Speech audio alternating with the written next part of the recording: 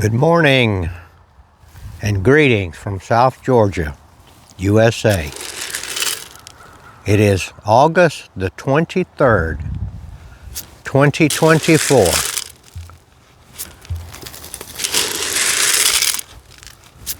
Out here doing the morning feed up. It is a very beautiful day here, a cloudless sky. And a chilly 65 or 66 degrees this morning. Very pleasant. Had to break out the long sleeve shirt.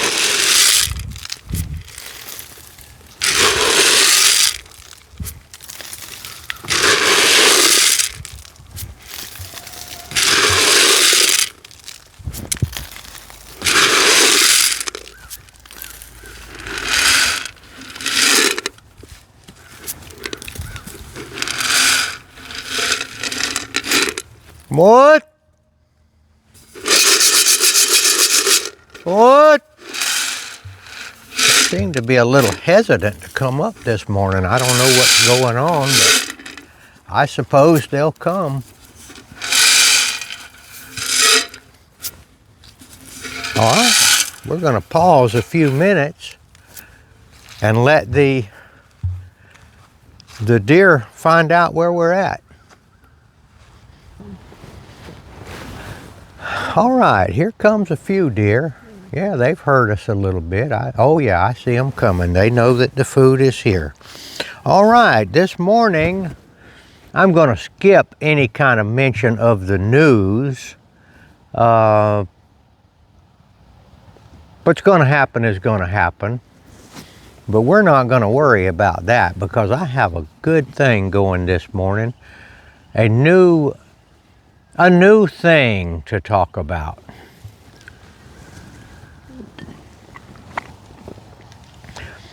And here they come. Those beautiful red deer stags.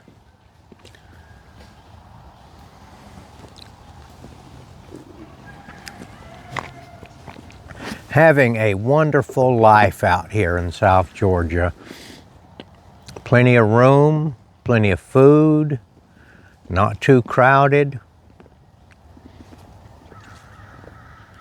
They can handle the climate, but they can also handle climate much colder than this.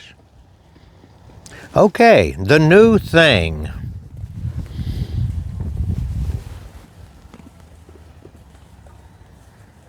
Now let's start it this way.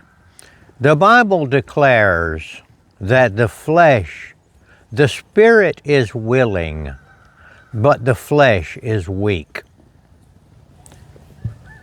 The spirit is willing because the spirit does not have to be fed with the flesh and blood necessities. So the spirit, that is our desire to enter into the kingdom of heaven, the spirit is willing, but the flesh is weak. And in another place it says that the spirit fights against the flesh and the flesh fights against the spirit. The flesh has to be fed. And it wants to be fed. Now, if you don't feed the flesh cries out, "Feed me, feed me." But the flesh also has a built-in mechanism that causes it to be fed. It's called hunger. It's built in. If it were not built in, everybody would starve to death. It's a built-in thing. Now, there are actually medical conditions or diseases that turn that mechanism off, and people do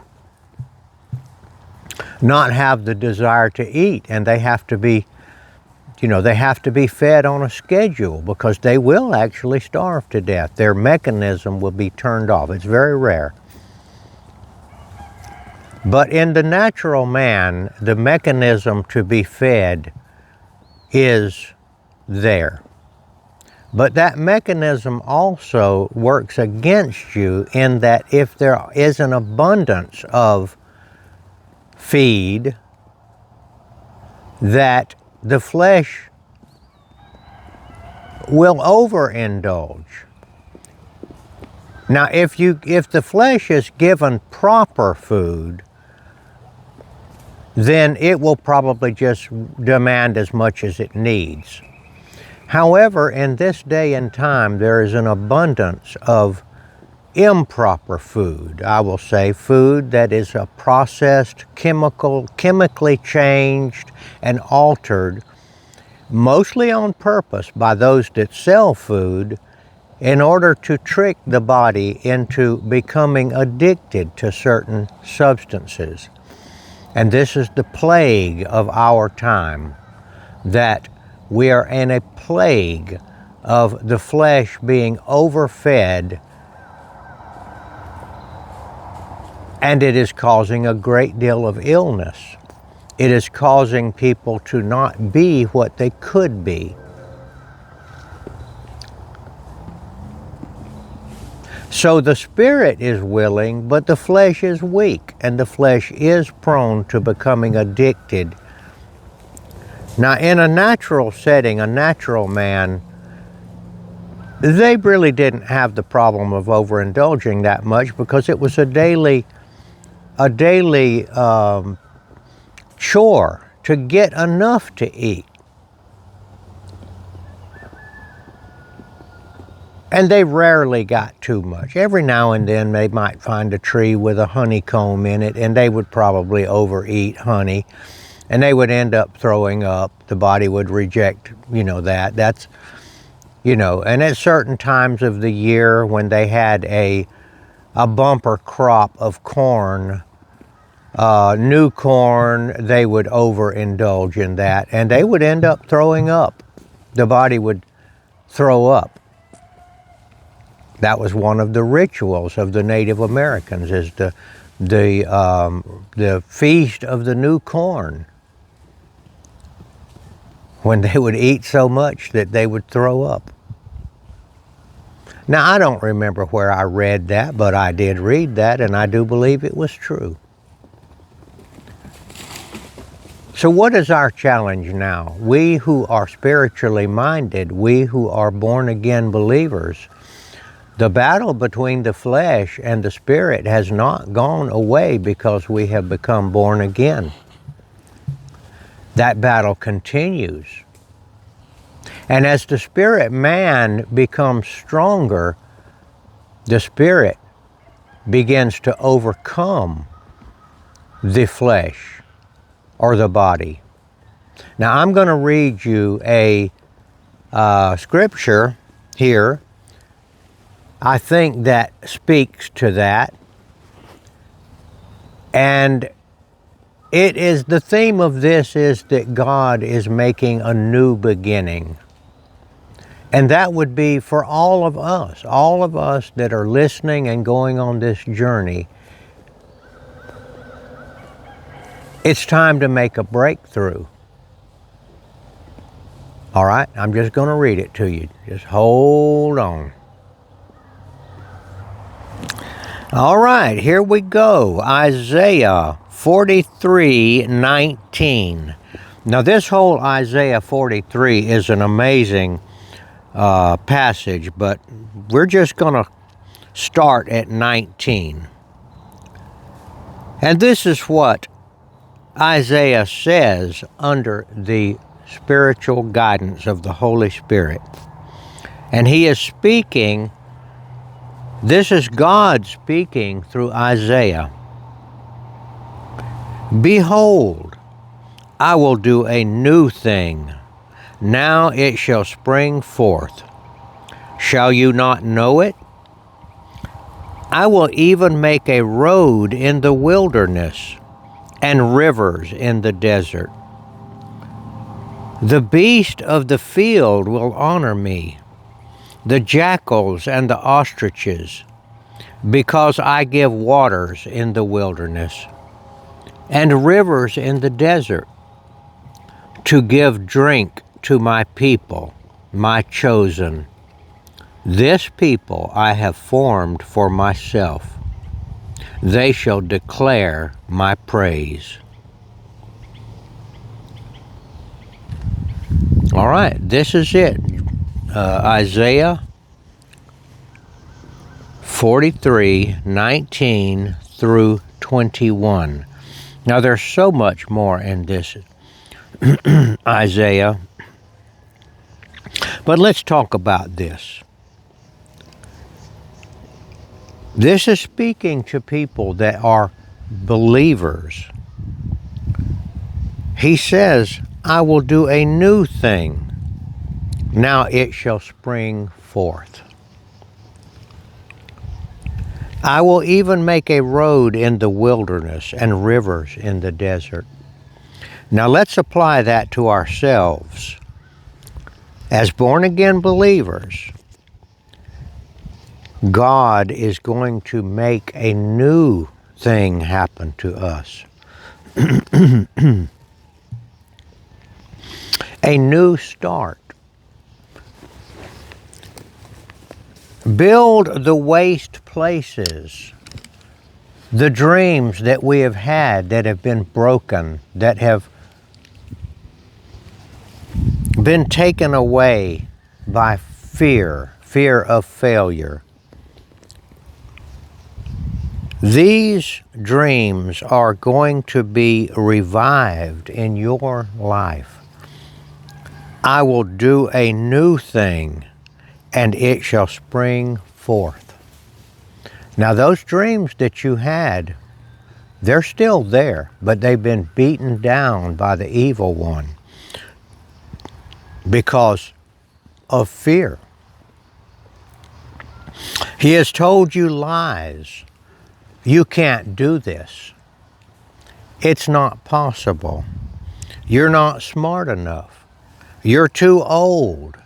You don't have the finances. It's a stupid idea. You need to just keep plodding along the way that you have been and don't try to do anything new. These are lies from the devil. What is holding you back from your dreams? I'm going to make a suggestion that it is your flesh and the lies of the devil that are holding you back. Because the flesh is weak. The spirit is willing to do this new thing. This new thing that you've been dreaming about. But the flesh wants to take a nap. The flesh is saying, oh, you're too old and weak. You can't do this. And the flesh is telling you the truth. The flesh is weak. The flesh needs to be renewed also. Well, now God has a mechanism for doing that. And Jesus has told us that we need to do that so that we can be all that we can be, as the Army slogan used to say, be all that you can be. If you're beat down in the flesh by overindulgence, by bad habits, by addictions, then the flesh is weak. And you don't feel like doing a new thing. The thing that you dreamed of, you have laid it aside, thrown dirt and ashes on top of it and said, no, I can't do that. I'm just going to just live my life in my humdrum way. And I'm just not going to do my dream anymore. What did Jesus tell us to do? He said in those days when he was in heaven preparing a place for us, that we would fast. Okay, fasting is just another way of saying getting the flesh in shape. getting the flesh to serve you instead of you serving the flesh. The flesh desires comfort. It desires alcohol and drugs. It desires sugar addictions. It desires the things that in a natural setting you would not be able to get much of. It desires the things that used to be reserved for the ultra wealthy. And of course, I guess everybody knows that the ultra wealthy back in the days, the medieval days and all, they were sick. They got the gout. They got overweight. And they were constantly seeking some kind of a way to get well. But of course, they didn't think of denying the flesh. God is calling you. He is going to do a new thing. I see you out there hearing me. The new thing is get the flesh under control. Let the flesh serve you. In this battle between the flesh and the spirit, the flesh is beating and winning. The spirit is being pushed back. The battle is there, the battle line, the spirit against the flesh. Now we are going to think of this way. The flesh is going to start, the spirit is going to start beating back the flesh. Okay, now you're not going to do away with the flesh. You got to live with it, you're a body. But that old man, flesh, needs to start serving you instead of you serving him. How are you going to do it? You're going to obey Jesus. You are going to fast. That simply means start denying the flesh. It doesn't just mean food, it's other things too. There are other indulgences of the flesh that you can fast from. For instance, the Hollywood entertainment. They put that out there so that you may indulge in the flesh, so that you may have ideas, that are not wholesome. And they're not wholesome. And they flash those images in front of you to distract you and to make your flesh weaker and weaker. Turn that crap off. Don't watch it. I would venture to say that there's not one movie in 1,000 that is worth watching. Now there are spiritual movies, and you can find almost all of those on YouTube. If you're going to entertain yourself, that's fine. Those are good. But some of those even are things that the devil has thrown in unwholesome ideas and images. Fasting's not just from food. It's fasting from many things that are unhealthy for us. Behold, I will do a new thing. He's going to do that in your life. Now, you can't hardly do that new thing if you don't feel like doing that new thing, that dream. You're not too old. You're not dead, are you? You're not too old. But you're going to have to get that horse, your body, in better condition so that it can get up, get out of bed, get out of the chair, and start doing that new thing, that dream that you've been doing. And through the years, God has given you, and you and God have planned together to do this new thing.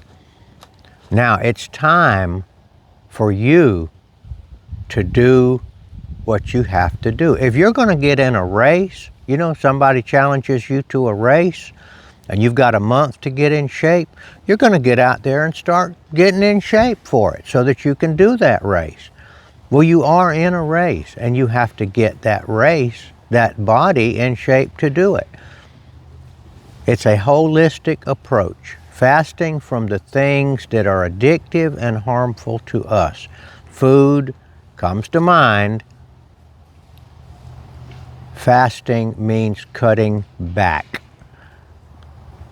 I do recommend one meal a day, and I do recommend the carnivore, pure meat, cheese, eggs diet. It's called, well, carnivore is just meat, but the keto diet allows more things. Now, if your body is extremely out of shape, if you'll just cut out the sugar from your diet, cut out the carbohydrates, the breads, the potatoes, the beans, carbohydrates. If you don't know what that is, look it up. There's three things. There's carbohydrates, that's your white stuff, your starches. There's protein and there's fat. Protein and fat is okay. Those are the things that people used to fight to get. They had plenty of carbohydrate. You could dig up roots from the ground. That's what potatoes are. I'm talking about people that are really in bad shape. Now, if you're in good shape and don't have any kind of problem like that, your diet's probably good. But that's not the norm. I'm going to read it one more time. God is ready to do that new thing in your life. You need to do your part. The dream is there.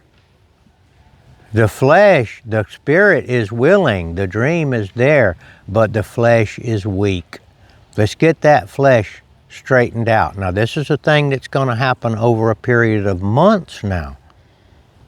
You're not going to get in shape. Push-ups ain't going to do it. You need to push away from the table. That's a horizontal push-up. Push away from the table. One meal a day. You can do that. Okay, so you say, I don't have the strength. That's a lie from the devil. You do have the strength. It's the resolve that you don't have. A resolution. You can only eat so much. One meal a day, if you eat proper food, you just can't overeat. And 24 hours later, you eat again. And in 30 days' time, you will begin to be a new fleshly creature. And your body will begin to serve you. You won't have to whip it and make it do it. You will want to do it. You will jump up out of bed. And actually, God has created a way that we can turn the clock back. Years will melt from your life, from your body. Years will melt from your face. And you will be a new. Your body will begin to serve you. Okay, that's my advice. I can recommend it. All right, here we go. I'm going to read it again to you. Isaiah 43, 19 through 21. And this is a pretty short passage. So when you get to Isaiah 43, you need to read the whole thing. There's all good things in there. But this is the one. This is the new thing that's fixing to happen. Your dream is fixing to start again. Get that dream out and uncover it from the dirt that you buried it in.